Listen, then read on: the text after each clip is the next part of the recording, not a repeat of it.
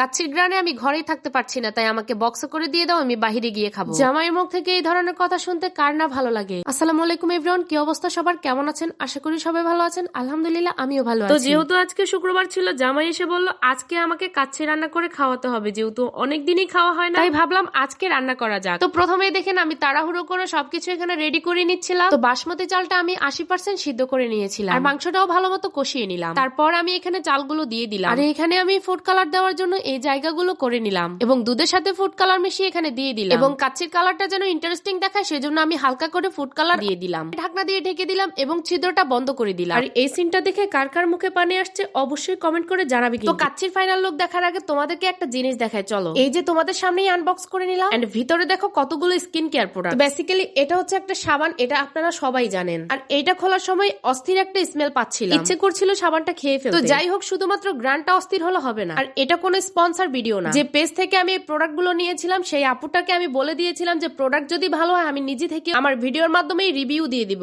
শুধুমাত্র এই খাতিরে এই ভিডিও গুলো করা। তো যাই হোক, ইতিমধ্যে আপনারা দেখে ফেলেছেন আমাদের কাচ্চির কি একটা অস্থির কালার হয়েছে। আর এখানে আমি দেখে নিচ্ছিলাম আলুটা ভালো মতো সিদ্ধ হয়েছে কিনা, দেখলাম যে সব ঠিকঠাকই আছে, তাই দেরি না করে প্লেট নিয়ে বসে গেলাম খাবার বাড়তে। আর বরাবরের মতো আমার জামাই চিকেন লেগ পিসটা খেতে খুবই পছন্দ করে। তারপর সালাদটাও রেডি করে নিলাম, দেন আমার প্লেটটাও বেড়ে নিলাম। এবার খাবারের পালা। খাওয়া দাওয়া শেষ করে এই যে আমি বক্সে দিয়ে দিলাম, এখন সে বাহিরে গিয়ে এগুলো খাবে। তো সবাই ভালো থাকবেন, টাটা, আল্লাহ হাফেজ।